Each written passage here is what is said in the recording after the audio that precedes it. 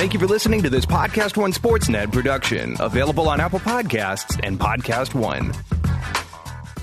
This episode of the Steve Austin Show is brought to you free today by BetOnline.ag. The month of May means playoffs in the NBA and NHL in addition to some incredible sports betting action. Get in the mix at BetOnline.ag and use the promo code PodcastOne for your 50% welcome bonus. BetOnline.ag, your online sportsbook experts and exclusive partner of PodcastOne Sportsnet. The following program is a PodcastOne.com production. From Hollywood, California, by way of the Broken Skull Ranch, this is the Steve Austin Show. Give me a hell yeah. Hell yeah. Now, here's Steve Austin. All right, everybody, welcome to Steve Austin Show. I am currently out on vacation, recharging batteries, but just because I'm recharging the batteries, we still got business to take care of. In the meantime, we'll be playing some of the most requested Steve Austin Show classics that have been locked away in the archives. I got a great one for you this week, and here's my producer, Sean, to tell you all about it. Hey, what's good, everybody? It's producer Sean with a classic episode of the Steve Austin Show. Today is episode number 287, which is Steve and TedFowler361 watching Steve Austin versus Kurt Angle for the WWF Championship from the main event of WWE 2001. It's a watch-along. Steve doesn't do many of these, but it's a lot of fun. It's a lot of fun to hear Steve go back and revisit some of his old matches and talk about some of the nuances, things that are happening in the match in real time that he can comment on, in this case, 18 years later. So this is a treat. As a listener of wrestling podcasts, I do like this sort of format. And maybe Steve might be doing this when he gets back from his vacation. That'd be really cool if we can have a few more of those on Steve Austin's podcast, and maybe I'll talk to him about that, because I think y'all would dig that too. Now, the catch here is that Steve doesn't give a exact time code for people to start the watch-along. So you have to kind of play it by ear. I watched it, and it's around the point where Kurt Angle has made his entrance already, is in the ring, and you can kind of match it up to that. Steve is about to come out for his entrance. So there's no exact time code, but the match itself is 2 hours in, and you should be able to go via the markers on the WWE Network. Nonetheless, this is a very cool episode with Steve and Ted Fowler watching some professional wrestling. And afterwards, Steve and Ted have a conversation about New Year's resolutions, because we just started 2016 when the episode was recorded. So they talk about their deer season they just had and some of the fun they had at the ranch, the old ranch in Texas, and about some of their goals for the upcoming year of 2016. So this day in Steve Austin history, let's get into it. Today being May 21st in 1992 in Inglewood, California, technically Los Angeles, Ricky Steamboat defeated Steve Austin. Then in 1995 in St. Petersburg, Florida, at Slamboree 1995, on the pre-show WCW main event, Steve Austin defeated Eddie Jackie. And I believe this may have been the last WCW stateside taping that Steve did for the company, because shortly after that, he went on tour of Japan, and that is when he was injured, and that's when he was famously fired by Eric Bischoff via FedEx while recuperating. So he has a few more matches with WCW left after this Slamboree event. So we'll probably get to those. Hopefully it falls on a day when we have a show. And then finally, in 2001, San Jose, California. This is actually a pretty big one. A reason not involving Steve. Chris Benoit and Chris Jericho defeated the WWF Tag Team Champions, WWF World Champion Steve Austin, and Triple H, with Stephanie McMahon in their corner. This, of course, was live on Monday Night Raw, and this, of course, is the match where Triple H tore his quadricep. At the finish of this match, he was out for the entire Invasion angle and returned in 2002. But yeah, this is that match. Steve Austin and Triple H were going in their champions, and they lost to Chris Benoit and Chris Jericho. Pretty interesting day today. This day in Steve Austin history, today being May 21st, I get my information from thehistoryofwwe.com. All right, folks, coming right up, we've got Steve Austin and Ted Fowler361 watching Unforgiven 2001. Set your WWE networks up to whoop ass. Thank you. As we approach the middle of May, the NBA and NHL playoffs are can't-miss entertainment. Every play, every possession, every moment is on the line with only 4 remaining teams left in both sports. Over in the NHL Stanley Cup playoffs, the Boston Bruins have been absolutely dominant on their way to the finals. The St. Louis Blues are trying to stay up on a high note, but the San Jose Sharks are still in the hunt. Don't sit on the sidelines anymore. Get in on the action. Don't forget to use the promo code PodcastOne or text BET now to 238-669 to receive a 50% welcome bonus. That's betonline.ag, your online sportsbook experts and exclusive partners of PodcastOne Sportsnet. Then, once you're cleaning up on the odds, treat yourself to some free television from our friends over at Pluto TV. Pluto TV is a leading free streaming television service. Watch over 100 TV channels and thousands of movies on demand, all completely free. There's also a ton of options for sports with pro wrestling and MMA available. Pluto TV never asks for a credit card. You'll even need to sign up to watch free. Pluto TV is the easy and completely legal way to watch your favorite TV shows and hit movies for free. And the best part? You can download Pluto TV for free on all of your favorite devices today, including your phone, Roku, Amazon Fire TV, Apple TV, Smart TVs, PlayStation, and anywhere else you stream. What are you waiting for? Never pay for TV again by downloading Pluto TV. Get more info at Pluto.tv. This is the Steve Austin Show. All right, everybody, welcome to the Steve Austin Show. I'm coming to you from the Broken Skull Ranch. Me and TedFowler361 sitting here about to watch some television. The television we're about to watch is a match somebody asked me to break down a while back at questions@SteveAustinShow.com. It's a title match between myself, Stone Cold Steve Austin, and one of the greatest of all time, Kurt Angle. 2001 Unforgiven. This person that wrote this email in thought this is one of the best championship matches he'd seen in the last 20, 25 years. I don't know if I would go so far as to say that. I'll be able to pick out a couple of things I didn't like about the match, but basically the psychology of the match was I had stirred Kurt Angle up so much that, basically in the beginning of the match, he opens up a big can of whoop ass on me. He is all on offense. He's a hometown kid. This match happened in Pittsburgh, Pennsylvania at Mellon Arena. And I used to always enjoy that building. It's a pretty damn good building for me. But anyway, in the package before the match, to set all this stuff up with all the personal issues that we had when Kurt Angle busted out the milk truck and sprayed down myself and the Alliance, that was highly entertaining, Teddy, because, it was a spinoff of when I came out with the beer truck and squirted down The Rock and Vince McMahon and Shane McMahon before one of my matches. And, of course, since Kurt Angle was kind of the USA red, white, and blue guy, it was only fitting that he come out there and duplicate this but use milk, which does a body good. Fits with his wholesome image. Well, I stole Kurt's gold medals that he won in 1996 Olympics. And then because he wouldn't cry or beg me for them, I threw him off a bridge. Well, then Kurt attacks me in the back of a truck and makes me agree to a match because he's threatened to throw me off a bridge.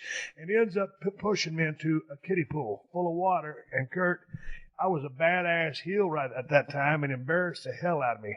So anyway, that was the setup. And I think that was a pretty damn good package. And you're going back to 2001. Pretty good action. Would you say so? Because it had a very serious tone to it. There were some shenanigans. Of course, when you got heel Stone Cold, who's very vicious, and now playing the part of the coward because he's about to throw me over the bridge. But a little bit of a comedy in there, but done in the right tone. Would you agree, disagree? No, I agree with you. The build-up to that match was real good. And so what has just happened here on the television screen is I hit the play button. Kurt Angle has come out, and he's gotten a great response. He's out there in the middle of the ring. His family's on the front row. They're going to come into play out here in a little bit when I go say hello to one of them, and it happens to be his wife, and I end up flipping her off. She is not too happy about it because I don't believe she expected that to happen. And if that guardrail hadn't been there, I dare say she might have came after me. All right, I'm coming down the ramp. Kurt, because he's so pissed off, we meet with an exchange. He ducks the belt and starts just shellacking the hell out of me. Now, you can see, Kurt, you can see, Teddy, I'm getting my ass whooped here, and I took that vest off. Right. Man, if you don't take those vests off, those things cost about, I don't know, $600 a piece. And I always get that vest off so I don't, have to buy another one, because Terry Anderson, who made those things for me and did the best work in the world, I just hated when they got messed up. So anytime I got jumped, I'd get my vest off so I didn't get torn up in the fracas. Didn't you do something with Jerry Lawler's crown? Yeah.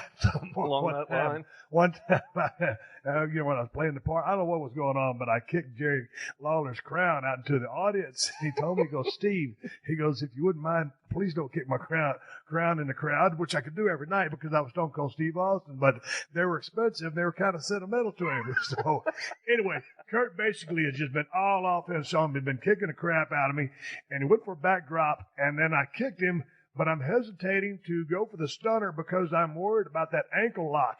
So Kurt takes back over, sends me in for the ride. Oh, I duck his elbow. Boom, catches me with my own move, the Luthes press. He's beating the hell out of me, big right hands. Now, you'll notice Earl Hebner, the referee right here, he's one of my favorite referees to ever work with. There's a lot of creative leeway here because once we get outside, we're outside for some periods of time very extensively, and so we're able to creatively get away with that. Other times, we'll stick to that 10-second count and, honor it. But he gave us a lot of leeway in this match if you watch some of the outside stuff. Now, right now, I'm just perched on the corner, and I call this the Buck and Bronco. All I'm up there is just hanging on for dear life while Kurt's shellacking me with punches and chops. He's going to chop me, and I'm about to take the bump off the damn rope onto the floor. Boom, I'm going to feed the table, wait for Kurt to come over there and kick my ass over there. So basically, the psychology here is we ain't got nothing worked out on paper. Basically, this is, hey, go out there and whip my ass for a little bit, and then I'll take over and get my stuff in here in a little bit. But right now, it's because you're so pissed off as a babyface, and because I've been so dastardly as a heel, he's getting a lot of payback right here before I start taking over on him. And basically, he's just manhandling me, kicking my ass. Here we go, back into the ring, stone cold in harm's way. Kurt, one thing I always liked about Kurt, Teddy, was just in great physical conditions. Hard to blow that guy up. I did one time in Fresno, and I was very proud of that because that means that I basically could have probably beat Kurt Angle in the 96 Olympics. He's gotten me onto the turnbuckle here. He's going to try to suplex me off. I'm trying to fight back out of it. He goes back down, starts whooping my ass some more. Here he comes with more right hands. And basically, dude, this is just a physical beatdown. I mean, you can't say it's just, a high spot fest, working a headlock series. This is nothing but an ass whooping. And it gets very physical. Who's calling it? Okay, well, I'm basically, it's just work. Okay. I'm calling it, but basically, you'll see very few calls. You'll see a little head-to-head action here in a minute, and I'll let you know when I'm making a call. But basically, this is just, hey man, you do your stuff, and then I'll follow along. I'll feed the ropes. I'll put myself in position to take that ass whooping, just like right now. Keep kicking. I think I'm gonna roll out and take a powder here. We're at the ropes. Referee Earl Hebner trying to get him off of me. All right, here I go, man. I'm selling my ass off, man. He's just taking it to me. He's the hometown kid, whooping my ass. He sends me in. Okay, little reversal. How about a sleeper? Yep. Got Kurt Angle in the sleeper. Got hooked pretty deep, too. The sleeper's a great move. It all depends on how you use the damn thing, though. If you got too much of a gap in there, and a lot of times I like to sell it and let the guys start going down a little bit. And what about that third arm pickup? Either reverse it into their own sleeper and reverse the pop, or side suplex to get out of it. Right now I got boom, jaw buster. He drops down. Shades of a stunner, basically rings me up by dropping the back of his head, drives into my chin. So I'm laying there selling that. Kurt's had the sleeper on him for some 15, 20 seconds. He's doing an awesome job of selling his neck. I'm selling, getting my ass lit up by the percussion of his chin. My wife just handed me a note that says, stop saying basically. So basically, I just fed the ropes in order to get clotheslined over the top rope. So when you do that, basically, it's a blind feed. Okay, I can hear myself doing it. You're right, honey. I'll stop saying basically. What I was doing was feeding the ropes to get clotheslined over the top rope. Now, I knew this spot was happening here, Teddy. Basically, this is a guy who's got the belt, and he's getting out of dodge because if I lose by disqualification, the belt is still mine. Right. He can't have that happen, so he freight trains me from behind, starts putting the boots to me, and basically starts kicking my ass again. Every time I say basically, take a shot of whiskey. See how you come out at the end of this match. It's like amazing on The Bachelorette. Thank you for your contribution to today's podcast, Kristen. I haven't won an award, and with that comment, I probably still won't win an award. Okay, what happened earlier, Teddy, I had thrown him off the stage onto some cables. Right. So right now, it's basically returning the favor. Throw stone cold. Of course, they don't show the landing over there, but that's pure cement. Kind of landed on my feet, and there I'm selling my ass off.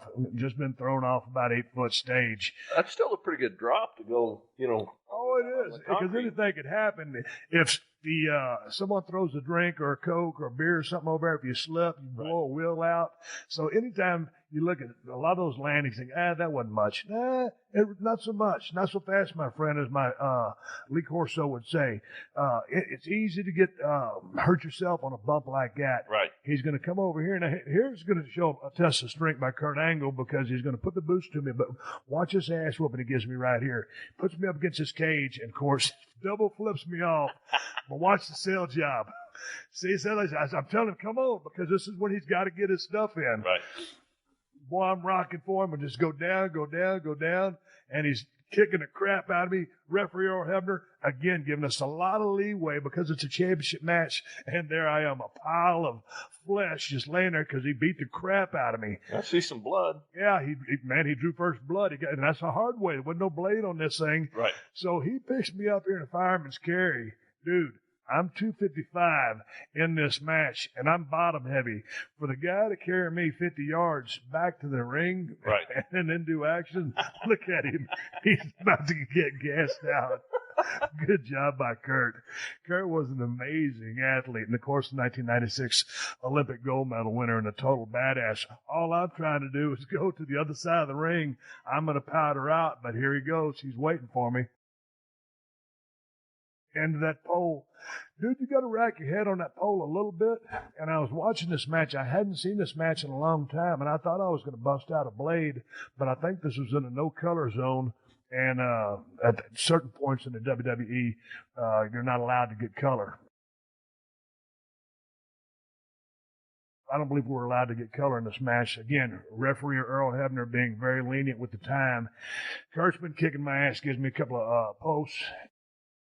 Teddy, you saw it in the package before. I pile drive Kurt on the floor. Yeah. So what he's doing right now, he's peeling this mat up. It's going to, what's good for the goose is good for the gander. So right now, he's exposing that concrete floor, and he's going to give me a pile driver on it, but not so fast. Big knee in the back. Cheap shot from behind. That's why you're a heel. See, yeah, from behind. And I got the volume turned down while me and Teddy are sitting here talking about this match, but Jim Ross does an outstanding job along with my good friend Paul Heyman, the way they call this match. And, of course, Paul Lee condones and agrees with every single thing that I'm doing. So, anyway, Kurt has exposed the cement. Basically, I rolled back in to stop the 10 count, which, again, Earl's been very lenient with this. And I'm kicking the crap out of his ribs right there. You ain't going to see any daylight there because I'm knocking the hell out of him.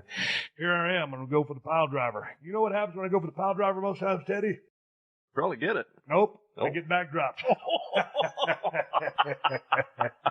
And I'm telling you, when you land on it. Yeah, that's on the concrete right most there. Most time that's concrete, but I believe since that's Mellon Arena, that's boards that's actually over the ice because I think there's a hockey rink. Dude, that's hard either way. Oh, it's hard either way, no doubt about it. So now Kurt's taking back over here, and it's basically tit for tat. Here's a little bit more of this ass whooping here. And really wanted to show how vicious Kurt could be in this match. And again, because I had pissed him off so bad, for him to not be full of piss and vinegar and just beat the dog crap out of me, it would not have made sense. So now, here's the time. Kurt's going to give me the pile driver. Not so fast, my friend. Bigger backdrop on him. And, dude, did you see him bounce off that concrete? I did. Yeah. I would dare say that right. And I got a hardware there. Huh. Kurt busted me open. I'm bleeding like a stuck pig. There was no blade action there. He got a pretty good rebound off that concrete floor. Bounced like a bastard. Here's the replay. Watch him bounce off the concrete. I should have told you when to start your DVRs or when to watch this match on WWE Network. But nonetheless, this is 2001 Unforgiven. And so right now we're kind of 50-50 here, Teddy. And chops are a big thing here because Kurt had been chopping and they're making a lot of good racket. Right. They're not really the greatest offensive weapon, but since they make a good popping sound, I like to use them in certain matches, and I did use them on this. Now here's, boom, picked Kurt up, was going to suplex him, and then front suplexed him onto the Spanish announce table. And mister, that'll take the wind right out of your sails. The poor Spanish announcers, they always get the short end of the stick. But I tell you what, of course, I'm going to give him another one right here in short order. And basically right now I'm working his midsection, crunching his ribs. And I don't care how you pick a guy up and put him down. You do the best you can to give him a square landing. Right. But, man, those bumps do not feel good. You've got to be feeling sore the next day. Oh, yeah. And I'm giving that guy the bird. Get your ass out of here and stop bothering me. Tell you what, blood looks good on me. I've always liked working with blood. And again, that was drawn by Kurt Angle. That wasn't a blade job. So right there, a little bit of a call right there, Teddy. As I'm picking him up, had his head down, I was able to give him a call, just block it, and here we go. Kurt's starting to fire back. And goes, oh, rake your eyes. Hello. Here's another suplex for your trouble. And see what that was. I fire him up, Teddy. The crowd comes up because I've been beating him down. All of a sudden, I give him something, rake his eyes, and give him one more to boot. And so, clearly right now here, the momentum has shifted. I threw down a cameraman because he was in my way. I was going to say, what happened there? Yeah. So watch this. This is just a good point of the elbow right into the throat. You can't see through that. He's not going to be singing the Star Spangled Banner after an elbow like that to the throat, and that's one of my favorite moves. And you've got to hit that thing dead on, or you will devastate a guy or blow everything and make it look like crap. I laid that thing in. I had the ability to pull that thing at the last second to protect the guy's throat, but it damn sure really looks good. Kurt comes up, beats me to the punch.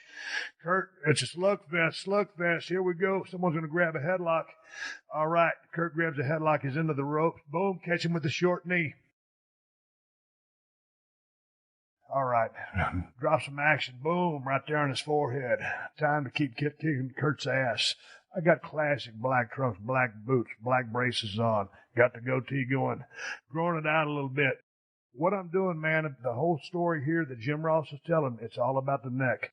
He had a broken neck in 96. It's 2001. If he's got a weak body part on him, this is what I should be working. So that's why I'm going to the neck here, Teddy. And it's just taking my time here. You see a lot of guys watch this. I'm fixing to go, watch this beating I'm about to give him in the corner. You tell me if you ain't going to feel these in the old trapezius the next day. Boom, I am shellacking him with my forearms. I'm beating the dog crap out of him. And those will come back into play here in a little bit because he's going to reverse those and end up giving those to me. And if you'll see, man, there's not been a whole lot of high spots here, Teddy, but the action is pretty compelling because it's so damn violent. When you got 255 pounds on you and you're in a turnbuckle, it's a little bit hard to catch your breath. Watch this. I'm going to roll out and flip out. And I believe this is his wife, Karen, who we were always very good friends. Watch this.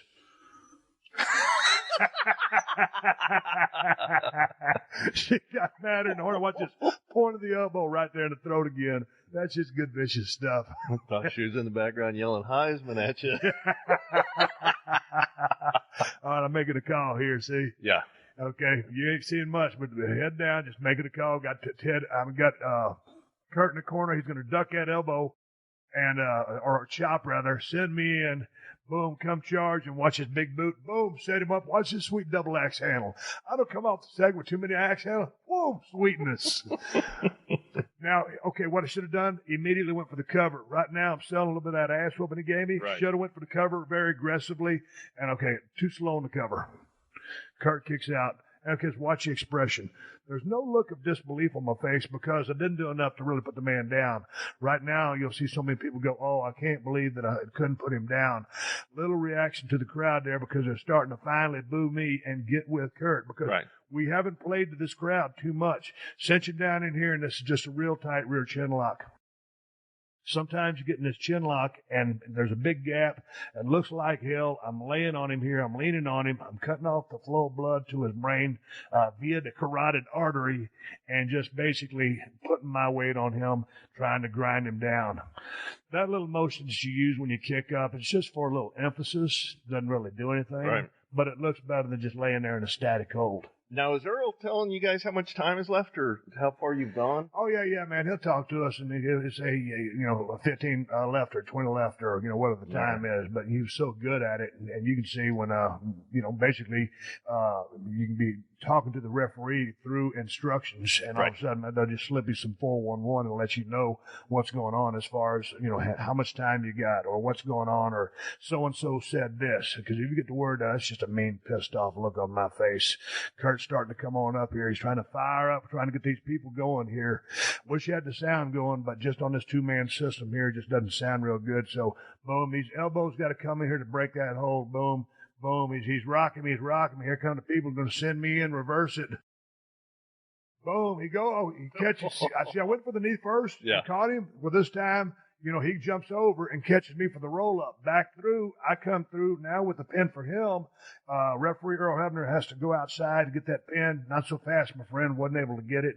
And now it's time to eat another turnbuckle. And watch us back to those shoulder blades and those traps. And if you can see through that, I'll kiss your ass. I'm just beating the hell out of him right now. Working the neck, working the back. Okay, it's time for him. He's going to give me some of them things now. It's clubbing me in the back.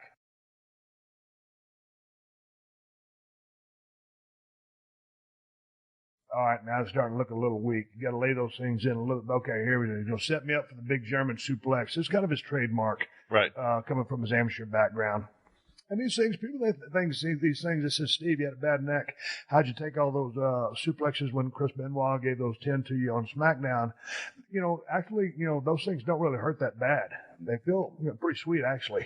It all depends on who gives them to you. If they drop you back too far on your stack of dimes, well, then damn sure they hurt. How do you keep your head and neck from whipping back? I mean, it looks like you land on your upper shoulders. You do. You just kind of tuck your chin. I mean, there's art to it. Right. Right. It's just like anything you do with your hands out there in the carpenter world. There's tricks of the trade. And so it's just keeping your chin tucked. But don't stay too tight either. Go with the action. Right. What's he tipped to scale at during this match? Man, I think Kurt's probably got to be weighing 220, 225. But, I mean, if you can look at him, he's probably 7% body fat.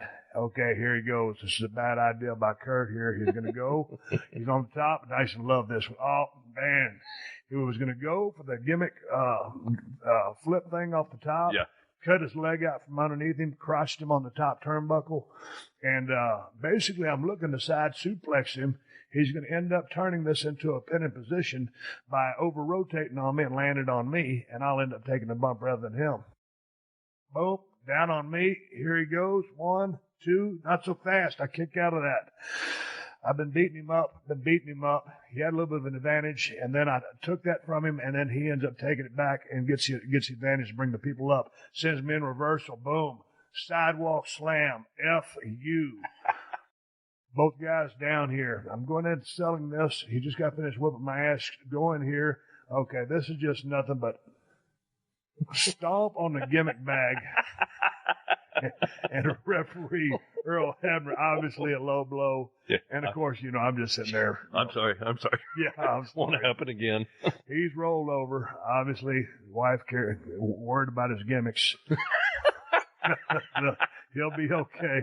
So after I've been admonished by the referee, it's time to ease over there. And see, taking my time here, Teddy, not rushing. There's no reason to be in a hurry. I got this guy where I want him.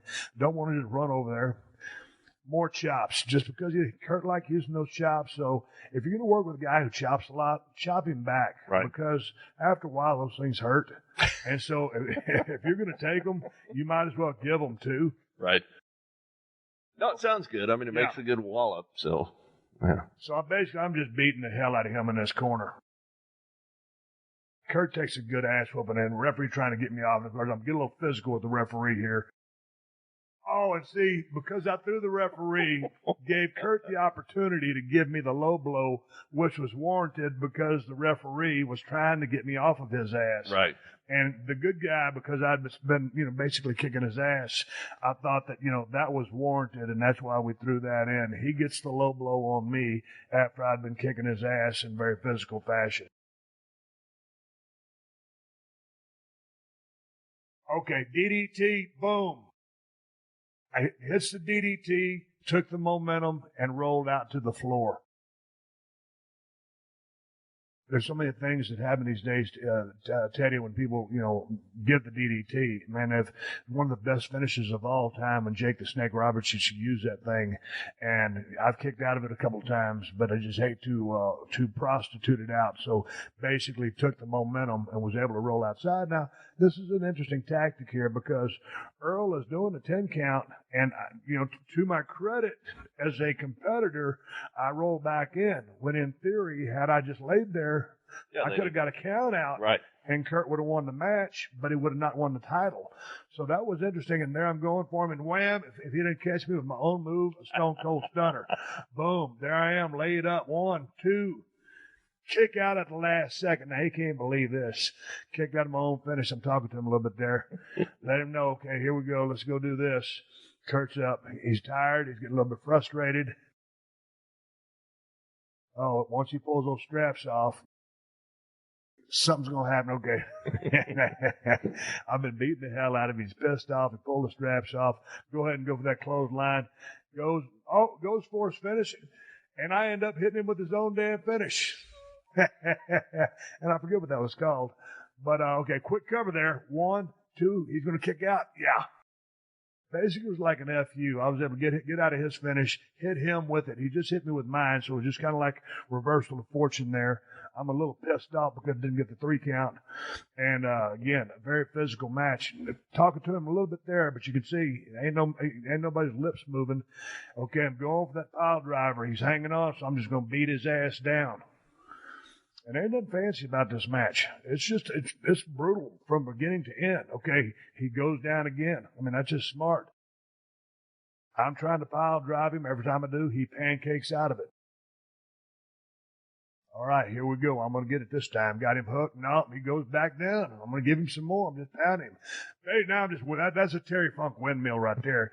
Terry Funk's one that really started doing that and made that popular.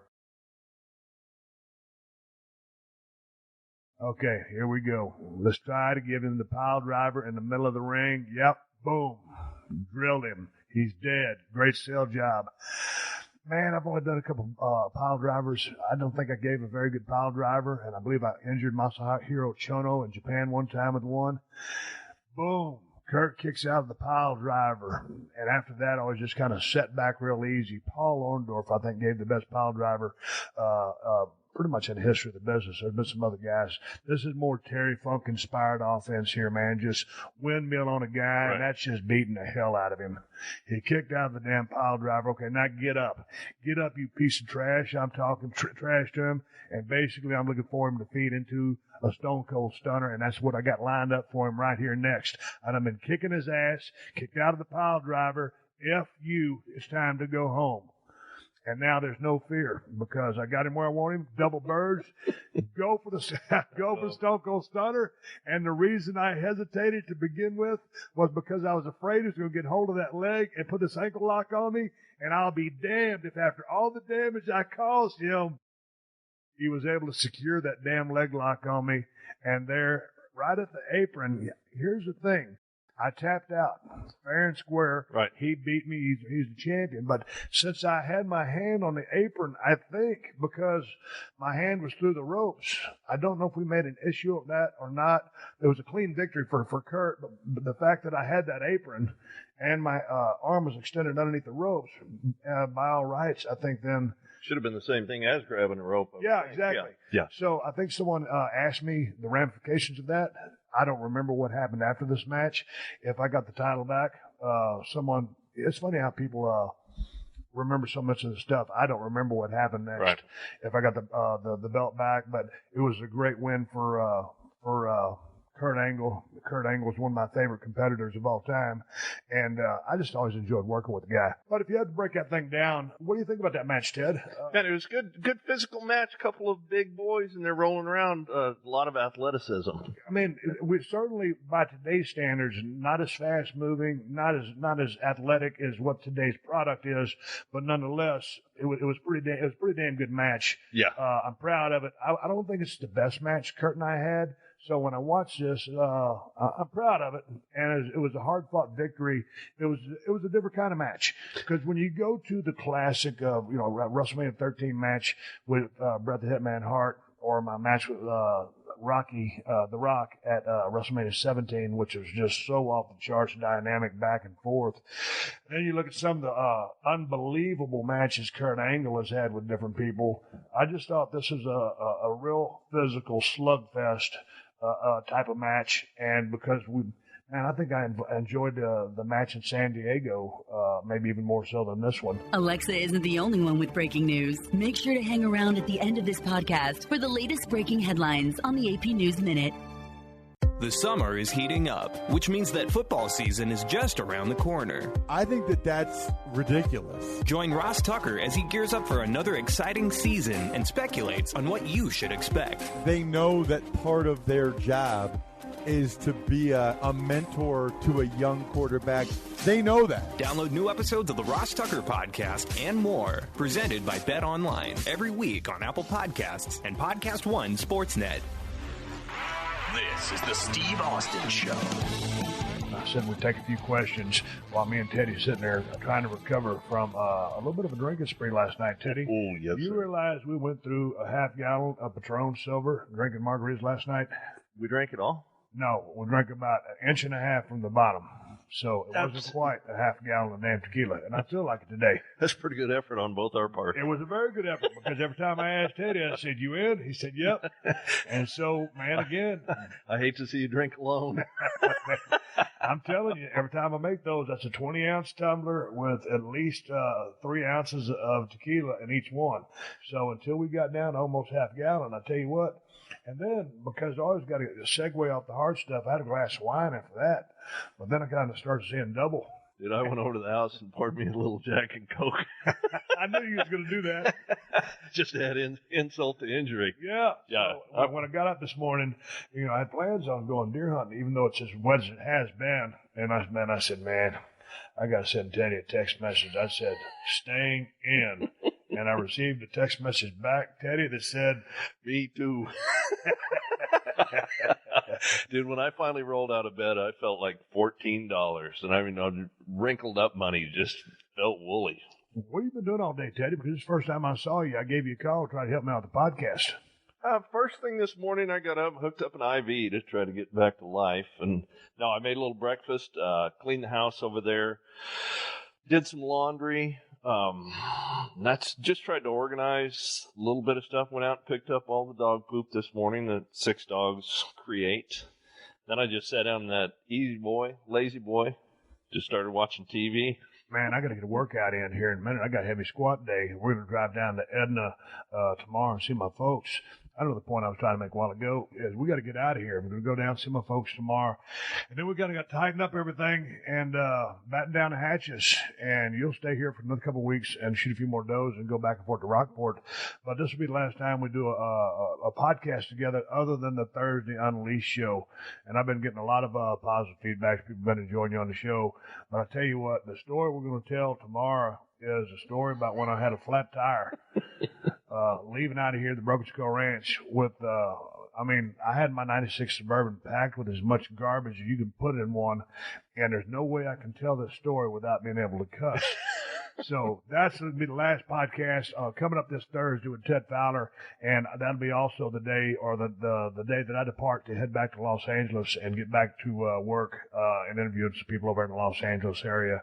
But Teddy, it's been fun. What did you think about the deer season this year? I thought it was good from the buck standpoints with a couple of 165s taken, 154, some 140s. We saw some great deer that we've never seen before. We fell short of our numbers of does, and we totally kicked ass on getting all the ranch work done as far as the mowing. We got some fence repairs that could be done. You cleaned up the barn earlier and got all my socket sets organized when I took that lift kit off my Kawasaki mule. What else we need to do out here? I need to empty out the corn feeders and start, open up the protein so we can start feeding protein again. And I'll probably do that after you leave. Not really much. We need to pressure wash all of the vehicles, get them cleaned up, which we haven't been able to do because of all of the rain.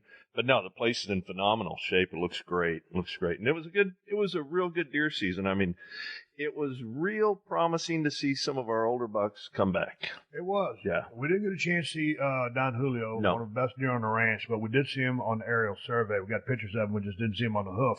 We know he's still here. And then I saw a couple of bucks that were outstanding that I'd never seen before, so I was happy with that. Again, because it's been so wet at this point, we weren't able to get as many does as we wanted to, but we'll handle that. If it's not next year, I know you're going to come down to get a couple for sausage here in the next few weeks. But hell, Teddy, I forgot to ask you. Right now, as I record this podcast, it's January the 3rd, and tomorrow's going to be the 4th. Did you end up coming up with a New Year's resolution for yourself? Yeah, try to pay off my debt and stay out of debt, not use my credit cards. Just don't be so quick to buy something under the premise, you know what, I'll make payments and pay it off. Right.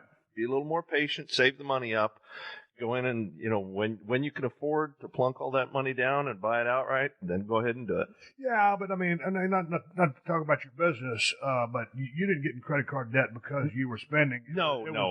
It was a different kind of altercation which forced you to use your credit card, but nonetheless, so you got that going. But, man, that's working again. Well, what's 24%?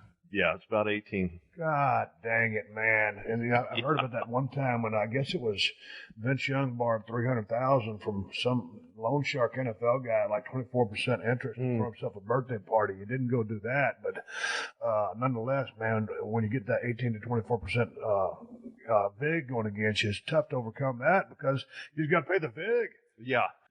I mean, it's hard to make a dent on the note. Oh, you're absolutely right. You're making $1,000 a month credit card payments, and $300 of it's going towards the principal. Yeah, it's going to take you a while. Nonetheless, so you're going to do that. What about your fitness goals? I'll go and give you mine, Teddy.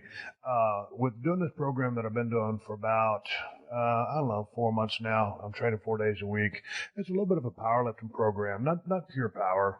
Before I was just kind of always training like a bodybuilder. But so anyway, I got this guy that helps with my programs now, my strength coach, I would call him. Although we hardly ever talk. He's just really good at what he did. He's really good at what he does. I like the way he lays my workouts for me. And, before Teddy, I was training, 6 or 7 days a week just because I just feel like you're supposed to train 6 or 7 days a week.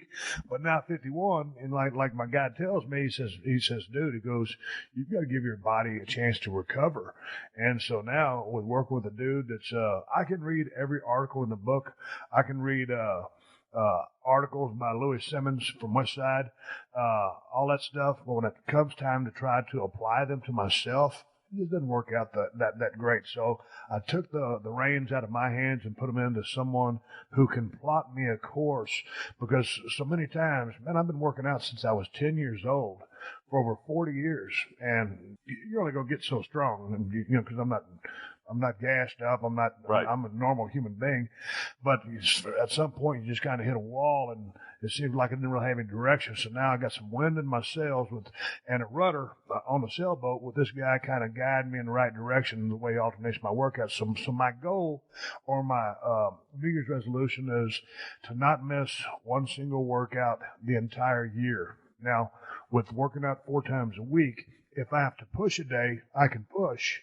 But as long as I get those 4 workouts in a 7-day period, that's my goal. Because sometimes what happens, most time when we come out here for deer season, we'll start drinking and having a good time. And we drank a lot this year. And I'm not bragging about it, but we did. Yeah. And we drank like damn near a half gallon of Patron Silver last night. And I called my strength coach the other day. I said, man, Patron Silver is my Anadrol 50. I'm strong as hell in that Broken Skull IPA. Every time we get 12 of those things, they go down like water, so those are gone. But this is the only time, Teddy, November, December, and part of January, where I'm able to really let my hair down. I ain't shaved in 2 months. My wife's mad at me for growing this hideous beard. We've been drinking like a fish, but I got to at least get my groove on and get my, excuse my language, I got to get my shit in at least at one part of the year and have a good time. And I reserve that for down here at the Broken Skull Ranch. Oh, absolutely right. I mean, if not, as soon as I get back to L.A., is tighten up the hatches.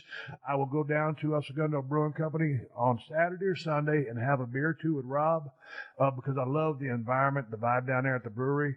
And that's what I'm going to do. I'll back off the drinking. I'll kick up just a frog's hair cardio, maybe 2 times a week, just to get a little blow in. Mm-hmm. So what are your fitness goals for this year? Well, after deer season's over and I get back to Rockport, same thing. You know, you gave me those 2 cardio machines, so I'm going to start doing more of that. Like we'd spoken about, getting your strength coach or whatever to put together a program for me, which is perfect because I need some direction in that aspect. I'm still doing the workout that you and I started, you know, back in the day, right? Because I don't know, you know, weightlifting wasn't my deal. It was baseball. I went to the gym, you know, but just I screwed around, you know, and tried to meet girls and stuff like that. But as I get older, I realize that I need a program to follow and that I can do. Same thing with the diet. You know, you give me the diet, I can read that. Right. Granted, I misread it with the volume of rice at one time. But yeah, no, just to get in better shape and take care of myself. What about your work goals? You got anything for Ted Fowler Construction? What's the next plan? I mean, you ever sit there and think, oh, hey, man, I want a couple of cats working for me, or you like being a one-man show? What with respect to what you do for a living to pay the bills, those gimmicks they send in the mail? I like being a one-man operation. I don't like – it's not really pressure, but the responsibility of having to keep, you know, a couple of guys working for me. I like it to where I can call on them when I need them, and that also frees them up to do their own thing. And believe it or not, they like that. They appreciate that. Now, I won't get my last year's numbers back from the accountant until, you know, tax time. And at that time, I'll see what I did last year. And I'd like to, real deal, I'd like to improve upon that by at least 30% of what my total sales were for the year. Right. That's my goal. And to not cut any fingers off. That's kind of a reoccurring goal. And so let me see. Get in better shape, increase your workload a little bit, pay off the credit card debts, and then I'm just trying to not miss a workout. I'd like to, I told my guy, I said I'd like to, over the course of next year, I said by the time I speak to you next year, I said I'd like to squat 500, I'd like to deadlift 500, and I'd like to bench 365. So those are my strength goals.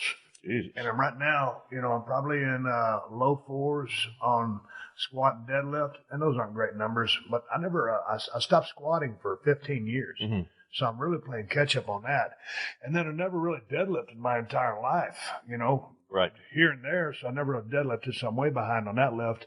My best bench in college was 440, but that was just kind of a touch-and-go bench. And then, you know, with all the shoulder injuries and then the tricep gimmick that happened, my right arm doesn't straighten out, I'm probably, you know, in the mid-3s or low, 330, 340 maybe, mm-hmm. I think on a good day. Dude, that's still a pretty good amount of weight.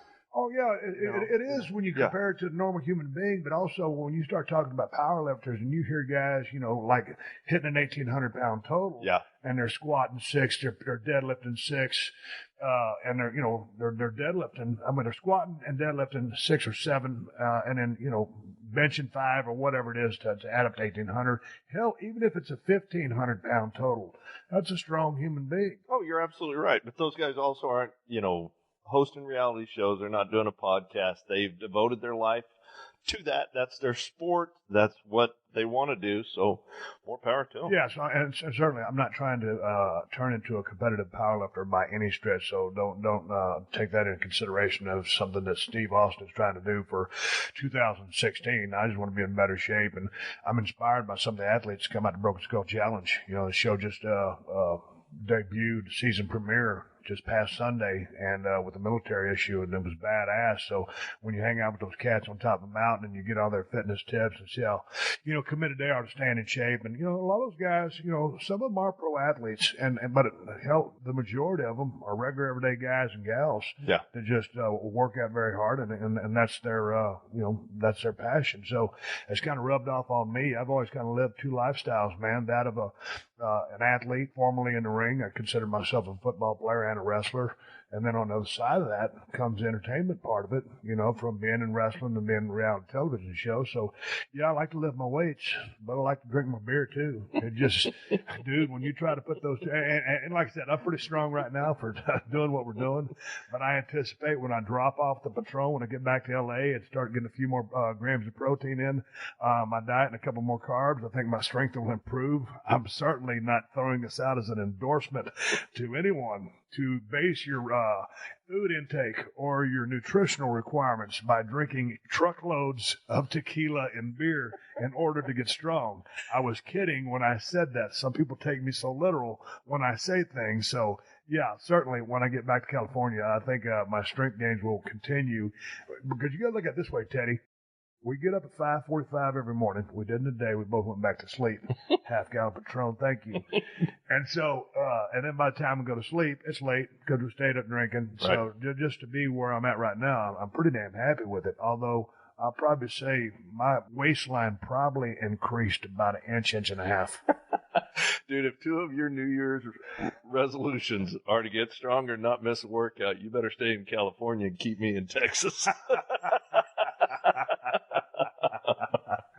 How did you do with your workouts down here? You got off track a little bit. You get dialed back in?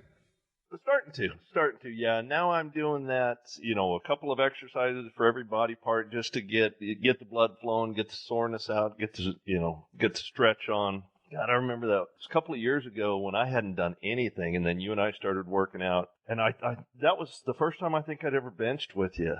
And that weekend, I went home and did real deal. I couldn't even straighten out my arms. It hurt so bad. And I thought, my God, boy, isn't this weightlifting fun?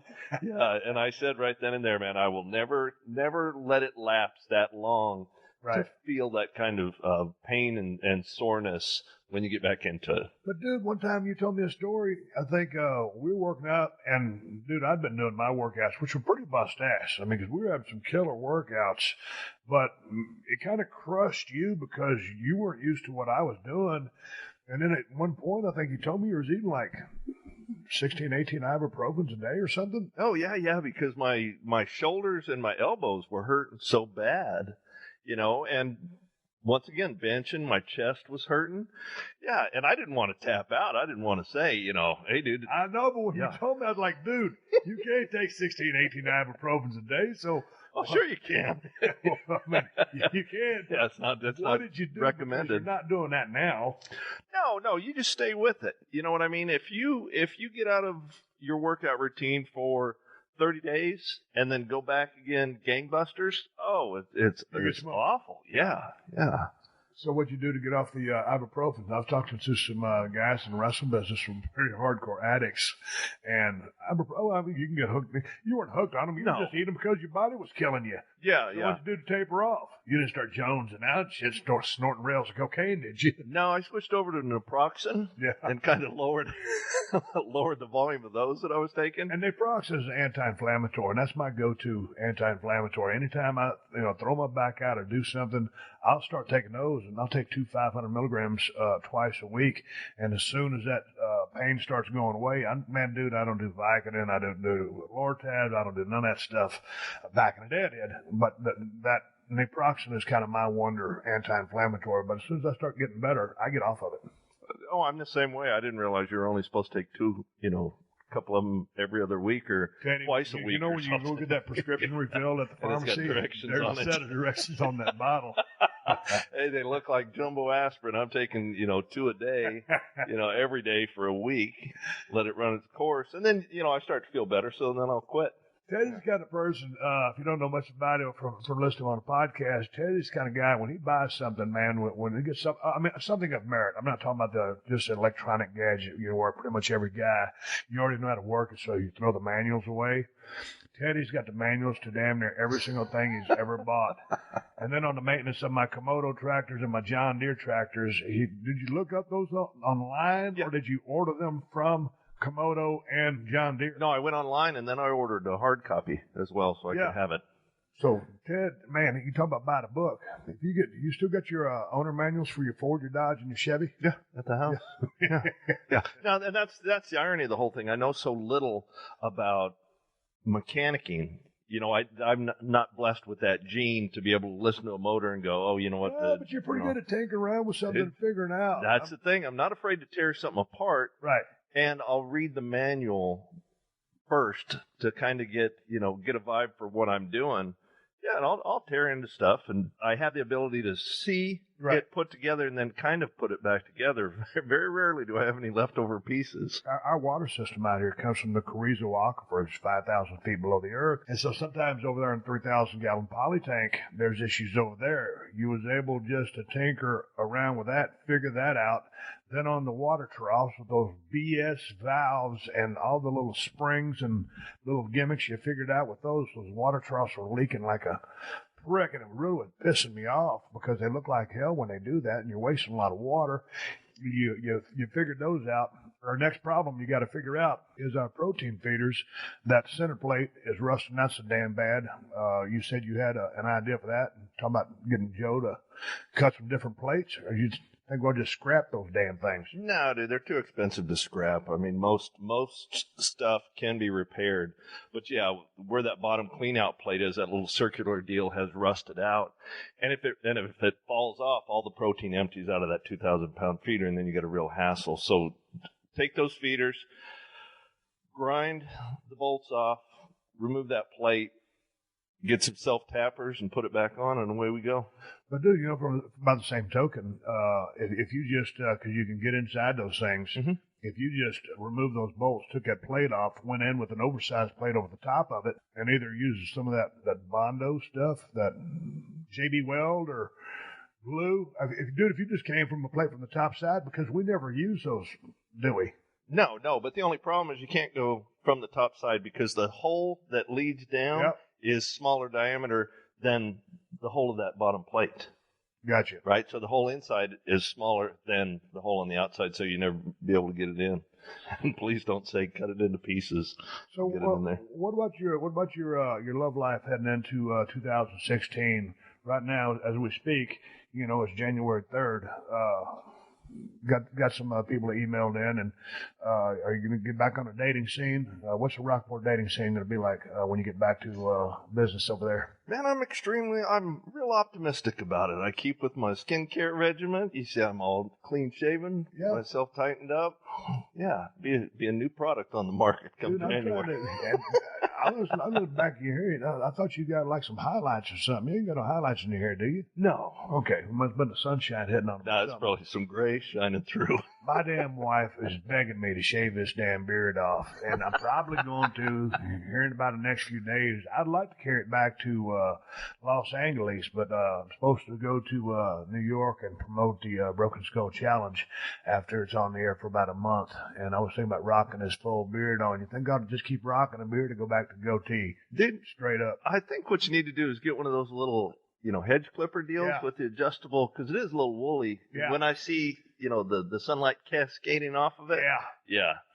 Oh, it's woolly as hell. I ain't got my clippers after it in a long time. Yeah, I was going to say. I just get some clippers after it, I might just be able to keep running this thing. Dude, I'd trim it up and keep going. That's just me. My wife about that. I don't know. Things ain't looking too good for the kid. Well, I've been married 11 years. She goes, would you please shave that beard off? I said, why? She goes, I like you better when you just have your goatee because where I can see your cheekbones. Man, I said, at the current body weight I'm at right now, you even need an x-ray to see my cheekbones. I said, we've been married, we've been together 11 years. I said, does it really make a crap if I got a damn beard or goatee? Because I'm a same guy, right? Yeah, dude, but you get photographed more, and being a giant like you are, it's hard to say that. Keep a straight face. Yeah, no, I see her standpoint, because if you guys are out in public, look like, what was that movie with Nick Nolte where he was all disheveled? Yeah. You get a little of that going on when you're out there in public. When you see some of these eclectic actors, they'll just go let their hair go to hell in a handbasket just because they're so used to keeping their stuff tight. Then all of a sudden they get to go off the reservation and they just completely can change and transform their appearance. So, I might do that. Oh, like Leo in his new movie. He looks a little rough there. I'm telling you, that new Leo DiCaprio movie looks like a son of a gun. I got to see that. And I keep seeing these tweets on on my Twitter account about the new Star Wars movie, and I saw dude, you don't think it's going to be any good? I'm not a Star Wars fan. Oh, here we go. put your microphone off, get in your truck, get the hell off my ranch. Sorry, you can't stay longer. Be a Star Wars fan. You know, I watched it. It's just Okay, check it out. Remember the first one? Mhm. Okay, and then Carrie Fisher was in there. I'm going back a long time ago. And that R2-D2 and that little gold thing, I forgot the name of it, was C3PO, whatever. Yep. Okay, that was the good ones. And I think I missed all the other ones. But that original one, when I saw this one, when I think Darth Vader's too skinny though, but it looks, when I first saw the commercial, I said, I got to see the new Star Wars movie. So I hope it ain't a piece of trash because they got it so built up. Everybody's talking about it on Twitter. I got to go check it out. But the hottest movie I want to see, there's a new horror movie out. I saw a commercial for, but that new Leo DiCaprio movie, Renovan or whatever the hell it's called, I don't know what it's about. I don't even know how to say that. Well, you know what? Here's the thing about Leo DiCaprio. That guy is big as a minute. And I remember when Titanic came out years ago, and he was the lead in that. Was it with Kate Hudson or whatever her name was? I can't. Kate Winslet. Kate Winslet? Yeah. Man, they were awesome. And I was sitting there thinking, man, Titanic. You know, everybody read the book. It's about a ship. These people are on a damn cruise ship, and they hit an iceberg, and basically everybody drowns, damn near. Right. Well, there's a couple survivors, but whatever. So I'm just thinking, man, this ain't nothing but a thing. Well, of course, you know, me being a macho tough guy, it's a love story because those two, you know, lovebirds, you know, hook up. And man, that was when I really turned into a Leo DiCaprio fan. I said, man, that little dude. And did you ever see Gangs of New York? Yeah. Dude. Daniel Day-Lewis was in that. Oh, Daniel Day-Lewis crushed that. Yeah. And Leo was in that too, and that was another good flick. And dude, how scary was Daniel Day-Lewis as the butcher in that movie? Dude's probably 5'6", 5'7", maybe $170. Had that glass eye. Yeah. And you talk about a mother. Yeah. Boy, that dude was badass. Boy, he's a real good actor. Yeah, he's awesome. And then, but Leo in this new role, like here's a cat, and he played that Hugh Hefner guy. Was it Hugh Hefner? No, Howard Hughes. He played Howard Hughes in a movie. So man, he's got this range of that one movie that off the charts movie did a couple years ago. I can't remember. Some kind of fantasy like movie. You remember it? Mm-mm. But anyway, my point is.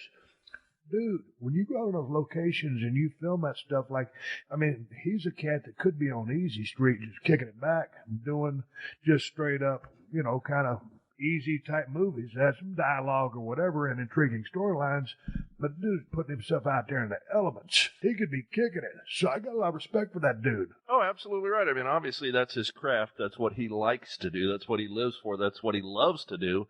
So he's going to keep after it. But dude, to put himself out there in those elements like that looks like I just wouldn't picture him because I don't know nothing about the dude, but I just wouldn't have pictured him in a flick that looks that outdoorsy, that violent. Yeah, and that rugged. And you know from filming in cold weather and stuff that the accommodations. Dude, sometimes. I filmed some blockbuster $1.5 million turds in some of the coldest weather known to mankind. I was in a thriller, if that's what you want to call it, in Hamilton, Ohio about a year ago with Michael J. White. And it was not the greatest movie experience in the world. Tell you, I've traveled all over the world. And most of the times when I went outside, it was to get in a rent-a-car, you know, at an airport. But I always worked in arenas. Right. And so I've been in some cold weather, but I never had to work in cold weather. All my South Texas, you know, blue-collar stuff was done, you know, outside in 110-degree weather. So all of a sudden, man, there's a cold front that came through, and it's 15 degrees below zero. Mm. And I know there's people that listen to this show, they're saying, oh, that's nothing, because we live in so-and-so temperature. Hey, man, let me tell you something. When you ain't used to working in 15-degree below weather, I can't remember the word that I was supposed to say in the movie, but I had to change the word because my mouth actually froze, and I couldn't say my dialogue. And again, this was a real extravaganza of a movie, and I'll never forget watching Michael J. White. Weren't you supposed to say consequences? No, I can say consequences. It was another word. I can't remember what it was, but nonetheless, you know, I've been in a couple movies where it was cold. Ain't my cup of tea. Now, you put me out here in South Texas, and we got a cold front, and the other day it hit about, 37? Yes. Yeah. Premier. I can handle that. all day long, sitting in a deer stand and working, doing what we're doing. But all of a sudden, 15 below, someone called me a cab, get me to the airport and get me off this damn movie set. So, I don't know. I'm going to see if I can talk to that cat because it looks like a damn good movie. Yeah, I agree with you. I think it's going to be a real good show. All right, let's get some props to our friends at TrueCar for supporting podcasts from day one. TrueCar knows that every car comes with its share of stories. That ding in your bumper from when you attempted to park somewhere in Los Angeles, or the mileage you saved by taking a bus all summer. While you can't put a price tag on your stories, now with TrueCar, you can at least find out what your car is worth when it's time to sell it or trade it in. Just go to TrueCar, simply enter your license plate number and watch how your car's details pop up. Then just answer a few questions. Navigation, moonroof, spacious trunk. This way, you'll know how much of a hit it's going to be so you can plan ahead. Once you're finished, you'll get a true cash offer sent in minutes, which you can take to a local certified dealer to cash out or trade in. So when you're ready to experience a better way to sell or trade in your car, check out TrueCar today. True cash offer not available in all areas. Hey man, you're going to need some car insurance for that vehicle. Go to geico.com and in 15 minutes, you could be saving 15% or more on car insurance. That's right. Save hundreds of dollars on car insurance at geico.com. Extra money in your pocket. It may just be the most rewarding thing you do today. All right, I'm giving Sean a go-home cue, so let's wrap it up for this week. Make sure you check out PodcastOne.com and subscribe to The Steve Austin Show so you don't miss any of these classic episodes. Before I ride off in the sunset, I do want to throw out a couple of plugs. I still got a beer. It's the Badass Broken Skull IPA, the finest IPA in the United States of America, and that's the bottom line. Made by El Segundo Brewing Company. You can find Broken Skull IPA at Whole Foods and Total Wines if you live in Cali. If you ain't in Cali, you're probably SOL. And if you're looking to get a badass pocket knife, I got two for you. Cold Steel Broken Skull Knife, Cold Steel Working Man Knife. Get them at my Amazon store. Amazon.com/shop/Steve Austin, or go to the Cold Steel Knives website and check out all their badass knives. Also, one more big shout out to all my sponsors to make this show possible. That's how I'm able to bring this show to you free twice a week. Please support them because they support us. For more info, check out the podcast description to this episode for details. Folks, I am on social media, Twitter and Instagram, at Steve Austin BSR. Folks, I'll be back soon, but until then, my name is Steve Austin, and I will catch your ass down the road. This has been a Podcast One production. Download new episodes of The Steve Austin Show every Tuesday at PodcastOne.com. That's PodcastOne.com.